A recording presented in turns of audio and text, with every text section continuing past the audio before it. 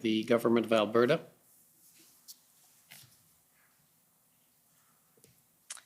Thank you very much and good afternoon. Minister Freeland, I have just two questions for you this afternoon. As has been discussed today, I apologize for the transcript. My name is Mandy England and I'm one of the lawyers for the Government of Alberta. As has been discussed today, you had consultations with the CEOs of several banks on February the 13th about potential economic measures. And you said in your testimony today how important it was for you to hear from the leaders of the financial institutions what their views were on the situation with the blockades. And as you're also aware, the consultation with the First Ministers of the provinces and territories was held on the morning of February 14th.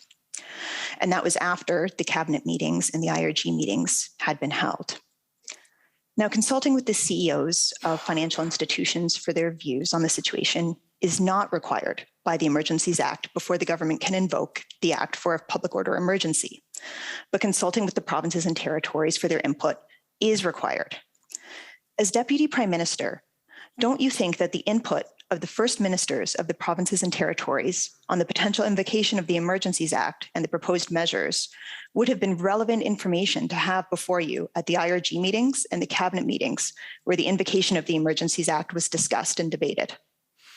Thank you for the question. And as a former intergovernmental relations minister, I understand it, and I really do understand the importance and sometimes the challenges of that federal-provincial relationship.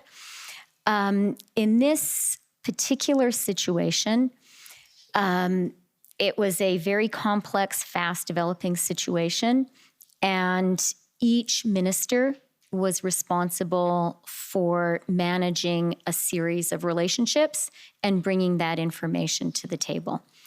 My colleague, Dominic LeBlanc, is an extremely able minister, an extremely able intergovernmental affairs minister, and I relied on him, as did everyone around the table, to manage that relationship and to bring to us and to the table his knowledge of the views of the provinces and territories. And with your knowledge that they weren't consulted or about the Emergencies Act or told until the morning of February the 14th that the Emergencies Act might be invoked, wouldn't you agree that the information on their views on the potential invocation of the Emergencies Act wasn't before the cabinet or the IRG? It wasn't one of the items because it wasn't available until February the 14th? In my view, Minister LeBlanc very effectively, from what I could see, very effectively communicated with the provinces and territories and communicated with us what he learned from those conversations. That discussion that happened on the Monday was important. I wasn't part of that discussion, but it happened and it was important that it happened. And so the evidence that has been given before this inquiry is that the Emergencies Act had not been raised with any of the First Ministers of the provinces or territories or any of the cabinet members of the provinces or territories. So wouldn't you agree with me that whatever information it was that Minister LeBlanc was bringing to the table, it did not involve discussions about the Federal Emergencies Act? Again, there, I would say this was an area of responsibility for Minister LeBlanc, who I do absolutely believe does that very difficult job very well. And I had confidence in how he did that job. I'll move on to my second question. We spoke about the call that you had with the banks on February the 13th. There was another call with the banks on February the 21st, and I'd like to just pull up the readout from that call, if I may. It's ssm.can 401828.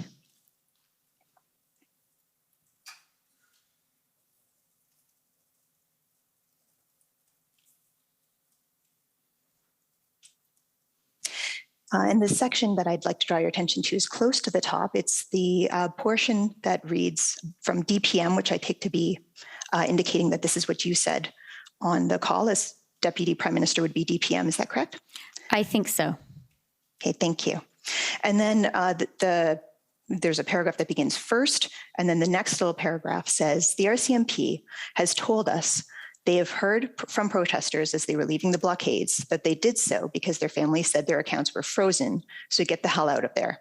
This is a much better and peaceful way to end things. Now, freezing someone's bank account without due process engages their personal rights. And it also engages the personal rights of the families that shared many of those bank accounts, individuals who weren't even at the protest. You've stated here in this document that your view was that this is better and more peaceful, presumably than using the existing legal authorities, which multiple branches of law enforcement have testified that this inquiry were adequate to bring a peaceful end to the protests. And indeed, they did so using those authorities. So do you still hold that view today, that freezing the accounts was a better solution than law enforcement carrying out its legal authorities in the responsible manner that they do? The view that I do hold, as we discussed earlier today, is one of my very grave concerns about bringing these illegal blockades and this illegal occupation to an end was the danger that there would be violence, and that there would be violence directed towards the protesters. I was particularly concerned because of reports that children were present.